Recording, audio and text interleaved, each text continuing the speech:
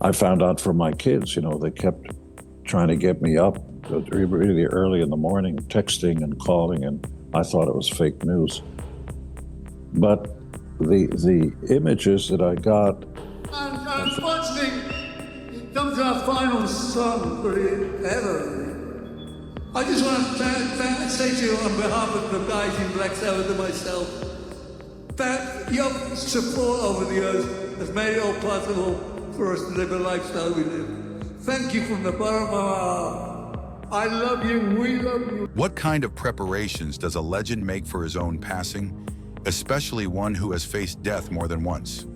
The world had barely begun to breathe again, still heavy with the grief of countless goodbyes, when the Prince of Darkness took his final breath on July 22nd, 2025, after years of suffering through illness that slowly took away his strength but never touched his spirit.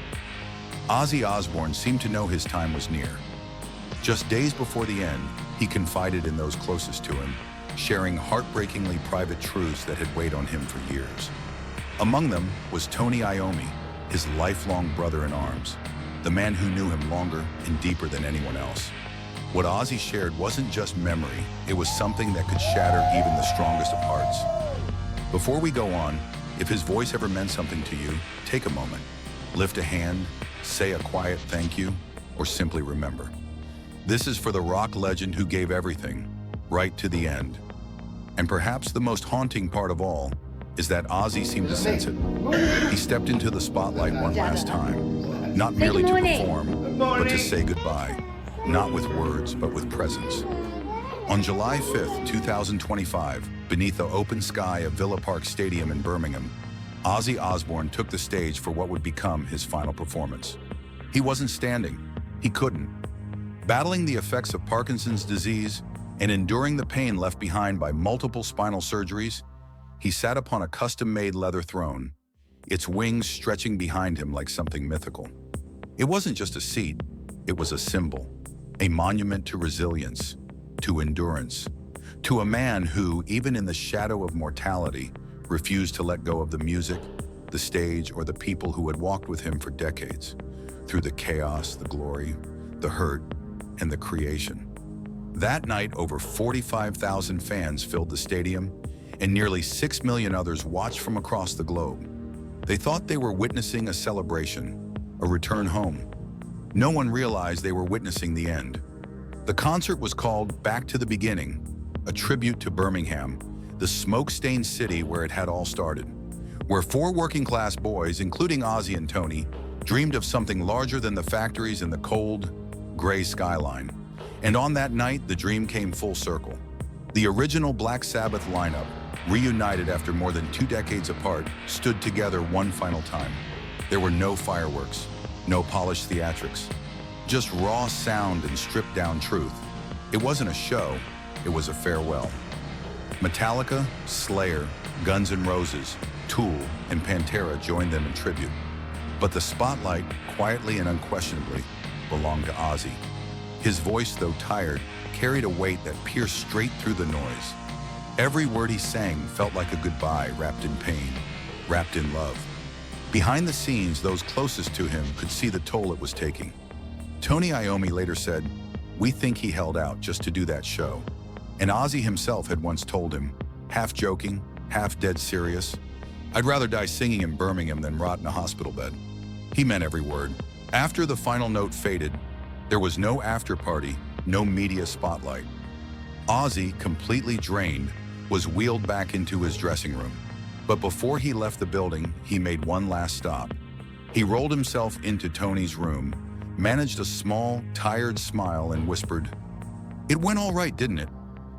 That quiet sentence, so simple, so soft, now echoes louder than any encore ever could. No one that night could have guessed the weight behind those last words. Not the band, not the crew, not even Tony.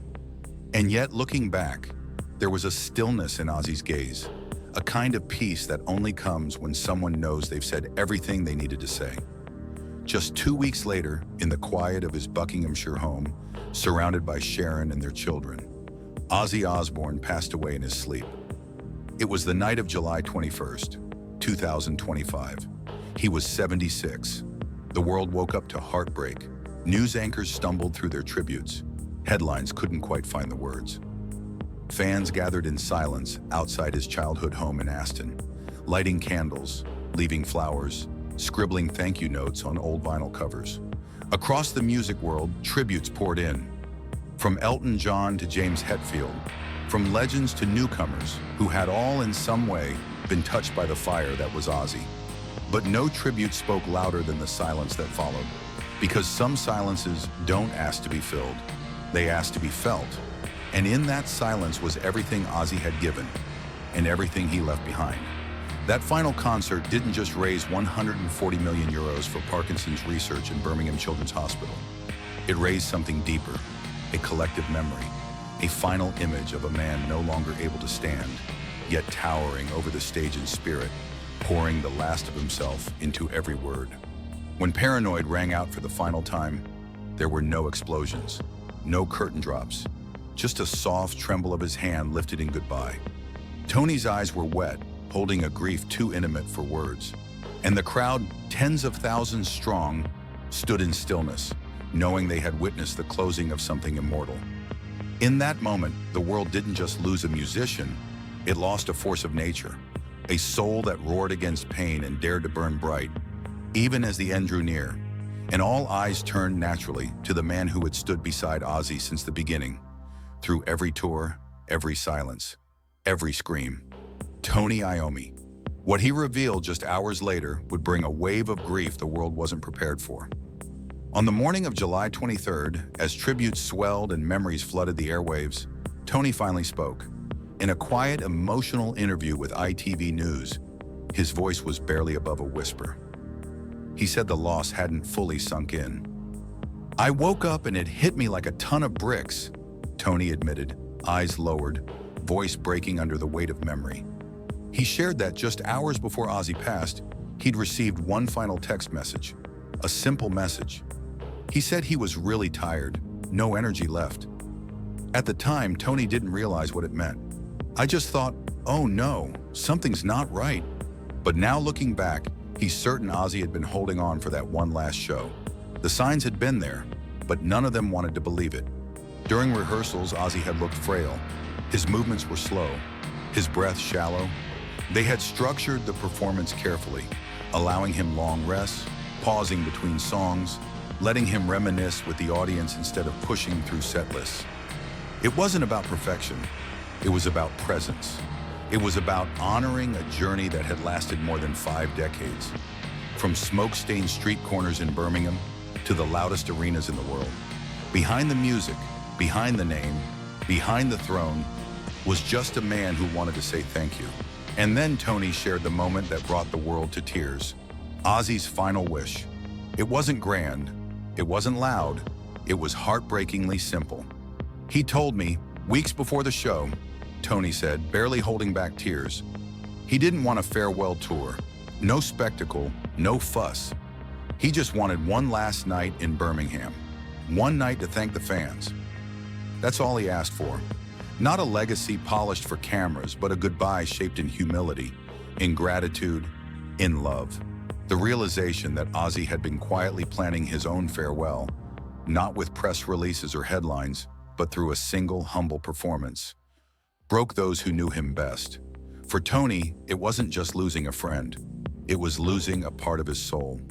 He didn't want to go out like a spectacle, Tony whispered. He just wanted to thank the people who believed in him when no one else did. And in that throne, under the lights of Villa Park, Ozzy didn't just sing, he gave everything. His breath, his pain, his gratitude, all of it poured into the music.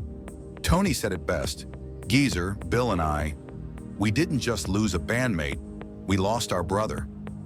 And for Tony, that loss wasn't something that could be summed up in words. Because what they had wasn't built on contracts or tours or fame. It was forged in childhood, in hardship, in dream and defiance. Long before the thunder of guitars and the scream of stadiums, there were just 2 boys in Aston, Ozzy and Tony. Their friendship didn't begin in a studio or on a tour bus. It began in the gray, working-class streets of Birmingham, where factory smoke stained the sky, and dreams felt too big for the world they were born into. They first met at Burfield Road School in the early 1960s. Ozzy, then John Michael Osbourne, was loud, wild, hilarious.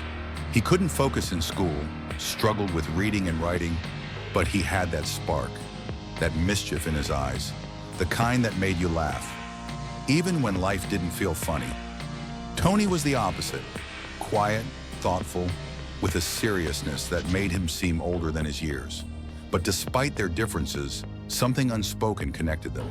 They lived only streets apart. Both came from homes where money was scarce. Both felt the weight of expectation, of a future spent on the factory floor. But both somehow carried a secret fire, a need to escape, a longing for something more. Over time, what began as nods in the hallway became real friendship. After school, their paths crossed in alleyways and at bus stops, talking about music, about life, about everything they wanted to do but weren't sure how. Neither of them knew then that they would one day help shape the very sound of a generation. Tony would later say, Ozzy stood out, not just because he was loud, but because his spirit was impossible to ignore. Even then, when nothing seemed possible, there was something undeniable in the way Ozzy believed. In music, in mischief, in magic. Birmingham wasn't known for producing legends, but from the soot and the struggle, two kids dreamed a sound the world had never heard before. That dream became Black Sabbath. In the early 1970s, something emerged from the blackened heart of Birmingham that would change the sound of music forever. It wasn't pretty, it wasn't polished, it was heavy, dark, unrelenting. It was the beginning of Black Sabbath, and with it, the birth of heavy metal. For Ozzy and Tony, the music wasn't just art, it was survival. It was a cry against the hopelessness of their surroundings, a rebellion against a world that tried to keep them small. Their debut album, simply titled Black Sabbath, came out in 1970 like a thunderclap, uninvited and unforgettable. The first notes, the ominous bells, the rolling thunder, and then Ozzy's voice, haunting and raw. Tony's riffs, sinister and slow burning. It didn't ask for permission. It grabbed you by the heart and refused to let go. And for the young working class kids who felt lost, unheard, it was like someone had finally spoken their truth aloud. Just months later, they released Paranoid, the album that would cement their legacy. Iron Man, War Pigs, Paranoid. Not just songs, but anthems. Ozzy's voice cut through the noise of a world in chaos. Tony's guitar screamed against injustice, loneliness, confusion. Together, they created something no one had dared imagine before. And while critics didn't always understand them, the fans did. The misfits, the dreamers, the broken and the brave. They found sanctuary in those songs, and in the brotherhood behind them.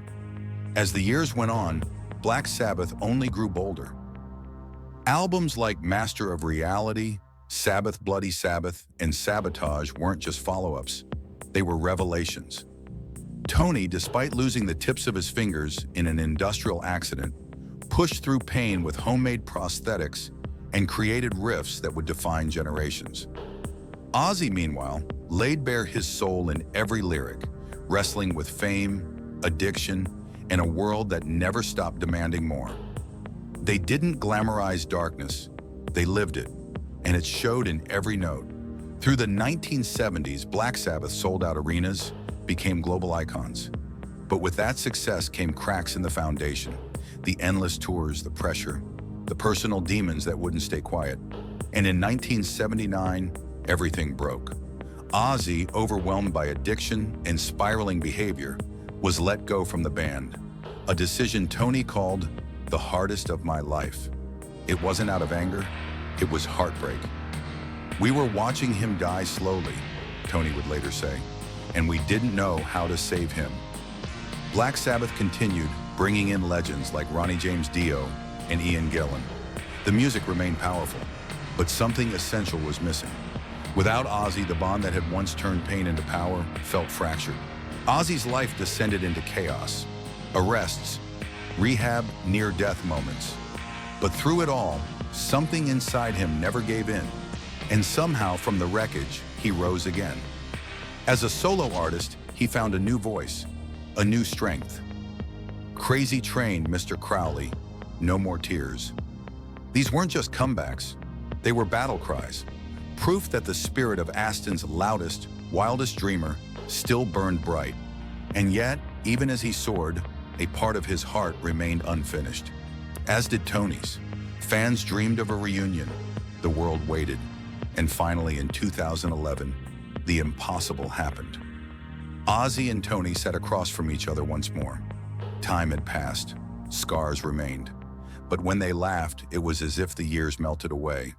They remembered the schoolboy jokes, the smoky rehearsals, the sacred beginnings, and they created again. In 2013, they released 13, their first studio album together in 35 years. It shot to #1. Not just a success, a resurrection, a quiet message to the world. We are still here, still together, still Sabbath. The world tour that followed, titled The End, wasn't just a concert. It was catharsis. Fans cried. The band played slower, louder, older. But what mattered most was the unity, the healing, the sound of two souls once shattered, finding harmony again. Tony said it best. We'd been through everything.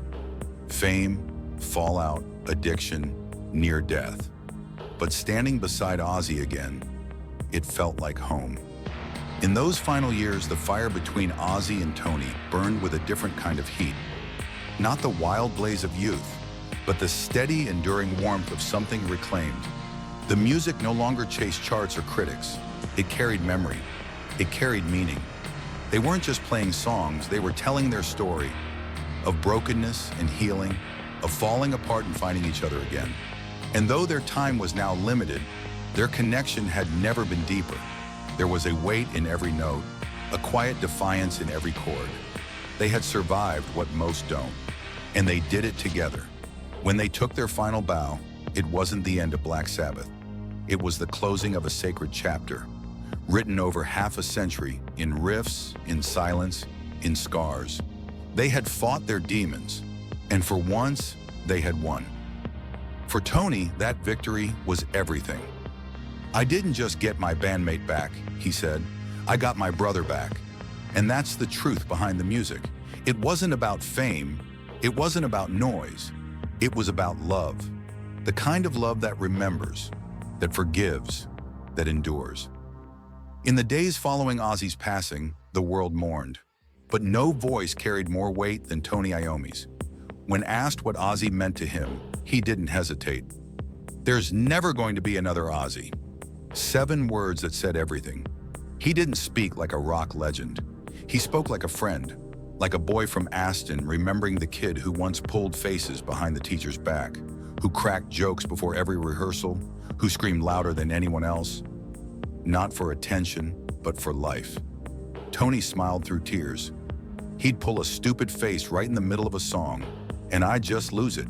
That was Ozzy, always bringing light, even in the darkest moments. But memory is a cruel gift. It offers warmth, but also the sting of knowing it won't come again. Tony remembered the silent months, the times when Ozzy was unreachable, when addiction swallowed his light. He remembered the reunion, the laughter, the music, and he remembered the final whisper. Just days before that last show, Ozzy looked at him and said, "I'm not sure I'll survive this, mate, but if I'm going out, let it be on stage, not in a hospital bed." Tony didn't answer then. He couldn't.